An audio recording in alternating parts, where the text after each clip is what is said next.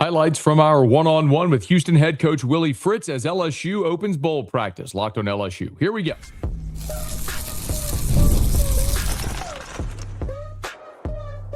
You are Locked On LSU, your daily podcast on the LSU Tigers. Part of the Locked On Podcast Network, your team every day. Okay, let's get it. It is Locked On LSU, your team every day. I'm your host, Matt Moscona. Thanks so much for making us your first listen. We're free, available wherever you get podcasts, of course, on YouTube as well.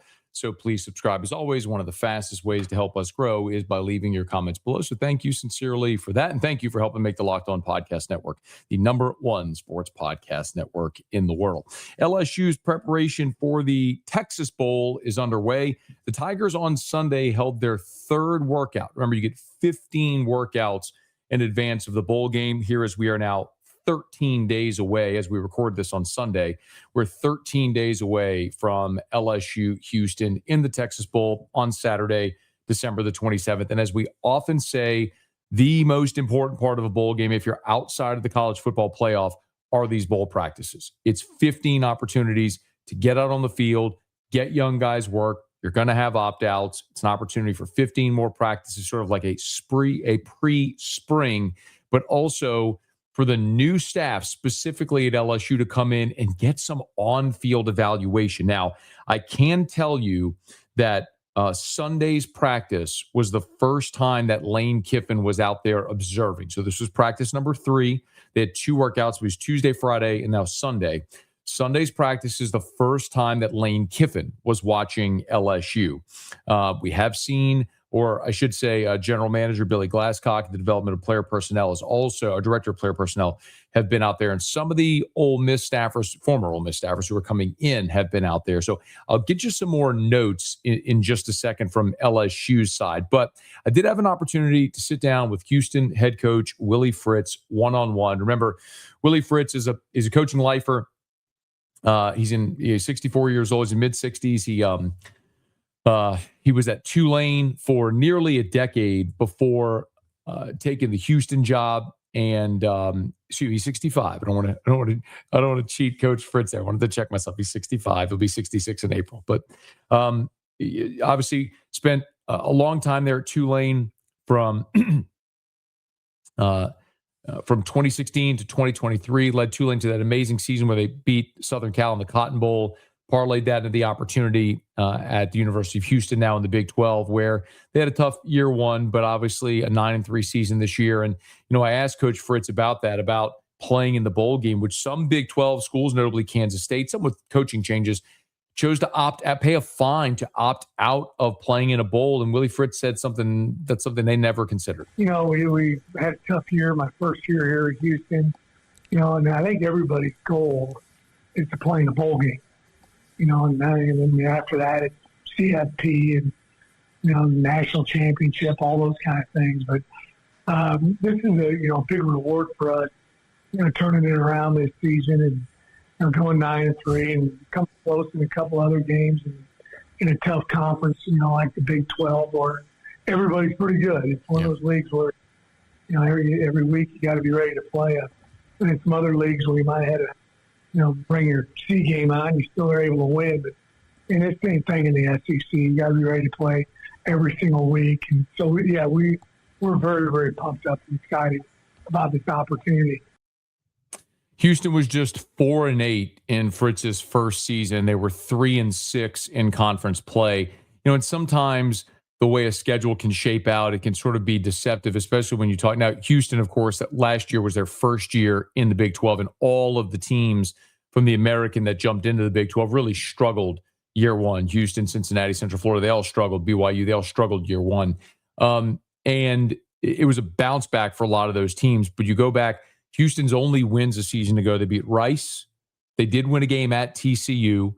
They beat Utah in what was a terrible season for the Utes. And then they upset number 17, Kansas State. That was their only 4 wins a season ago. So it really was a struggle. But this was a bounce back for Houston. And in large part, they were able to bounce back because they finally got the offense going. Now, it wasn't a great or dynamic offensive season, but this is a Houston team that very much knows who they are, and they averaged 28 points a game. Again, that's not going to set any records, but when you look at some of their performances, they scored 36 in a win against Colorado. They scored 39 in their win at Oklahoma State, 31 at Arizona. They scored 30 in their win at UCF. They scored 35 in a loss to West Virginia, 31 in their win at Baylor. So there were opportunities there where they did score. And I'll remind you that they're being led now by offensive coordinator Slade Nagle. Of course, Slade Nagle a season ago was LSU's tight ends coach and special teams coach. After one season in Baton Rouge, had prior been on Fritz's staff at Tulane. He followed Willie Fritz to Houston to be his offensive coordinator, and Willie Fritz kind of described the job that Slade Nagle's done so far this year. Great. Slade's done a fantastic job. We struggled mightily our first year here offensively, and Slade's done a really good job of organizing the staff and the players and figuring out pretty quick early in the season what we were good at, maybe what we weren't quite so good at, and he's really put a good offense together. So he's done a great job. The players that he's talking about begin offensively with quarterback Conner Weigman. Now, LSU fans should remember Conner Weigman. Weigman was the quarterback at Texas A&M, and a year ago in that 2024 game at Kyle Field, LSU's defense, Blake Baker's defense, had put Conner Weigman just in a pretzel into the third quarter. I mean, that was a day where Weigman, as I look at his stats, he was 6 of 18 for 64 yards. He had 6 rushing attempts for negative 14 yards. LSU had completely bottled up Conner Weigman in that game. So much so that Mike Elko benched Weigman, played Marcel Reed. The rest, as they say, is history. Of course, Reed played the remainder of that season. Now has led Texas A&M to an 11-1 season and the college football playoff, while Weigman is now the quarterback at the University of Houston. And Willie Fritz kind of described their process of how they ended up landing Conner Weigman. And it's one of those things where the ties that bind often run deep. I had a little bit of a, inside track. I actually coached Conner's dad in college when I was at Sam Houston State many years. And then Sean Bell, our quarterback coach, really offered Conner's first Power 4 scholarship when he was at Baylor. And they had a real good relationship. Plus, he wanted to stay in Houston. He's a Houston kid. He wanted to stay here in the city. So it got worked out pretty quick. And it's been a pretty impressive trampoline effect here for Weigman. So in his 3 years at Texas A&M, he had just limited opportunities. If you just look at his attempts as a freshman in 132 attempts, 119 attempts in 2023, then a year ago in 2024, 114. So at 132, 119, 114 as far as attempts. So pretty consistent. Passing yards was 896, 979, 819. Point is, like, he was pretty consistent for 3 years in what he was. He just wasn't getting the opportunity, obviously, to be the guy at Texas A&M, and then he lost that opportunity to Marcel Reed. Well, he goes to Houston this year as the guy and throws for 2,500 yards. He's got 21 touchdowns, 9 interceptions on the season, and a quarterback rating of 145.2. And he's run also for 644 yards. And that really is the big difference with Slade Nagle's offense that I'm going to talk about in just a second. But here was Willie Fritz talking about Conner Weigman and how he's been able to make that jump this year. Well, he's healthy. He got beat up pretty good A&M this last season. He was a little bit beat up when he first got to us. But, we kind of worked through that January, February, March. And then he did a great job in spring ball. Totally healthy now. And, he's a dual threat quarterback. He probably runs better than most people think he's going to run. Got good speed, and, he's able to hit it north-south and get vertical. He's not one of those guys who's running east and west, not gaining anything. He's a very accurate passer. And, football is a complicated game. I'm always I enjoy sitting in there listening and watching him and, his understanding of football and concepts and, what we're doing schematically. He just, he's kind of a football junkie. He's just gotten better and better as the season progressed. That's a fourth-year player who's played a lot of football and now is coming into his own. That'll be a big challenge for LSU, but one that they faced a season ago when he was at Texas A&M. We'll see how they might match up. I do want to talk a little bit about that matchup and some of the LSU Bowl practice notes. We'll do that as we continue here. Locked on LSU, your team every day. The World Cup is coming back to North America for the first time since 1994. And with 48 teams for the first time ever, it's going to be massive. But let's be honest, getting tickets is usually the hardest part. That's why the Game Time app is clutch, finally giving fans a real advantage when it comes to snagging seats. With Game Time, you can track price drops in real time, you can get alerts when great seats open, and you can buy tickets the moment they hit the app. It puts the power back into your hands and makes going to the World Cup realistic instead of impossible. Pick a game, tap a section, have your tickets locked in within minutes, no confusion, no hunting for fine print. And I love that the prices include fees up front. There are no last-second surprises at checkout. Take the guesswork out of buying World Cup tickets and every match, concert, or event with Game Time. Download the Game Time app, create an account, and use the code LOCKEDONCollege for $20 off your first purchase. Terms apply. Again, download the app, make an account, use the code LOCKEDONCollege for $20 off. Swipe, tap, ticket, go, Game Time.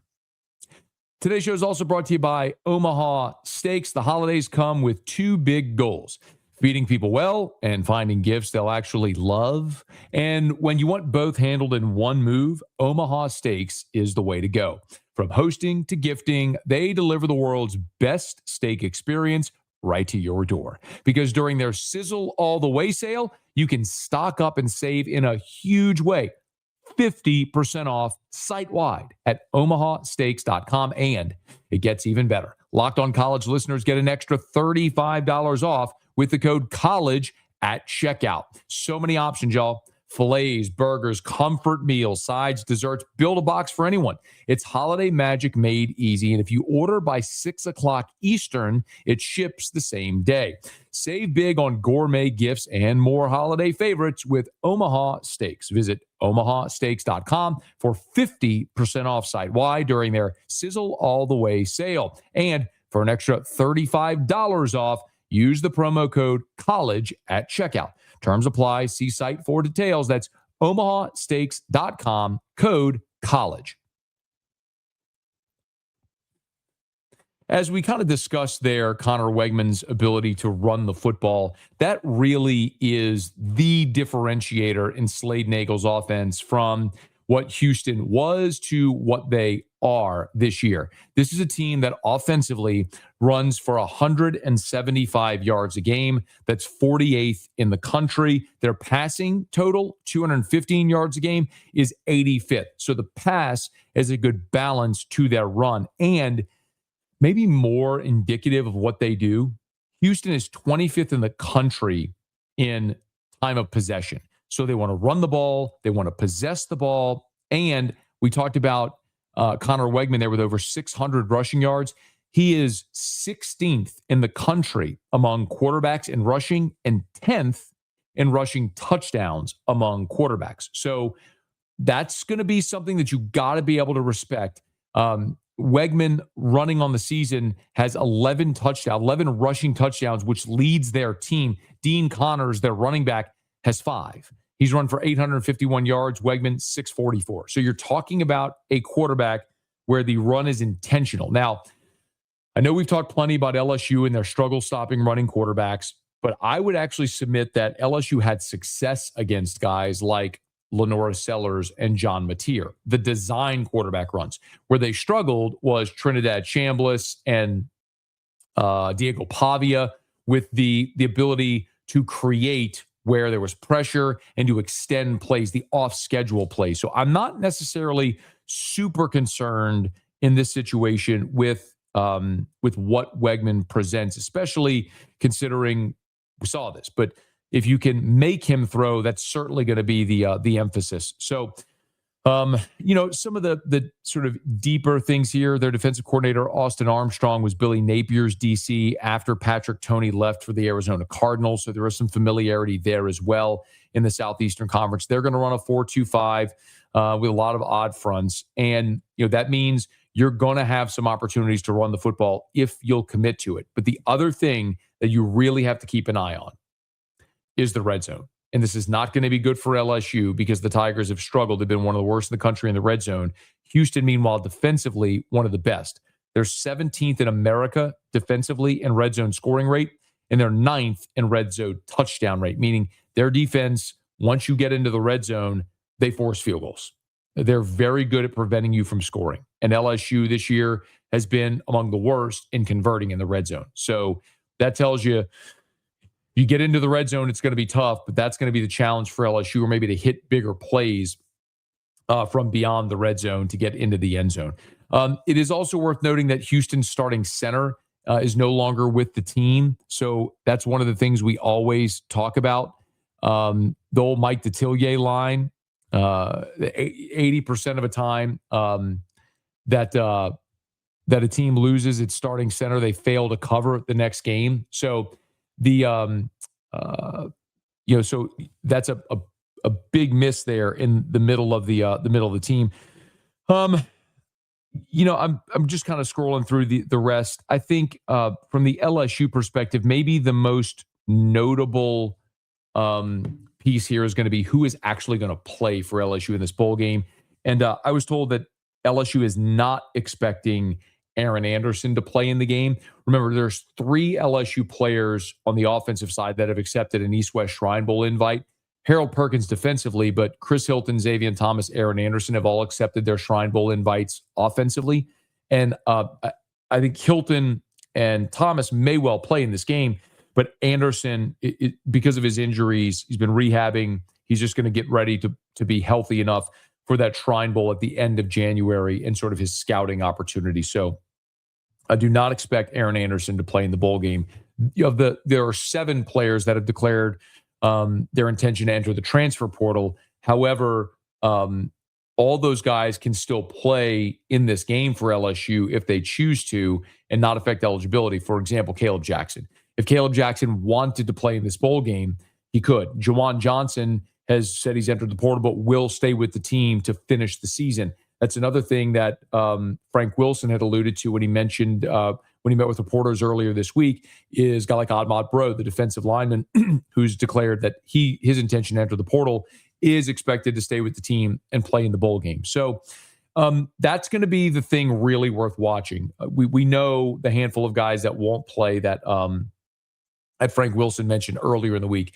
Garrett Nussmeier won't play. Some of the guys that have been battling injuries, Whit Weeks will not play in the game. But what about some of the veterans? Jack Pyburn, you heard Frank say they're expecting to opt out of the game. But what about some of the guys that battle injuries that could come back? Braylon Moore. What about some of the guys that are looking toward their draft stock? Harold Perkins, guys like that. No word there yet, but it sounds like they're going to have a pretty healthy roster and availability of players on their roster, especially comparable to what they had in the final game against Oklahoma. But the one big one there that I would say that I've heard this week that is not expected to play is Aaron Anderson, as he continues to rehab his injuries and get ready for the Shrine Bowl and then ultimately the draft. So as the Tigers continue their preparation for the University of Houston, we get more tidbits. We'll certainly pass them along to you right here on Locked On LSU. Hey, thanks for making us your first listen every day. Again, please, if you're on podcast, subscribe on your favorite podcast app, rate us, leave a review. If you're on YouTube, smash that like button, subscribe to the channel, and hit the bell so you're notified whenever we post a new video. And let a friend know if they love the Tigers. We got you here every single day for Locked On LSU. It's your team every day.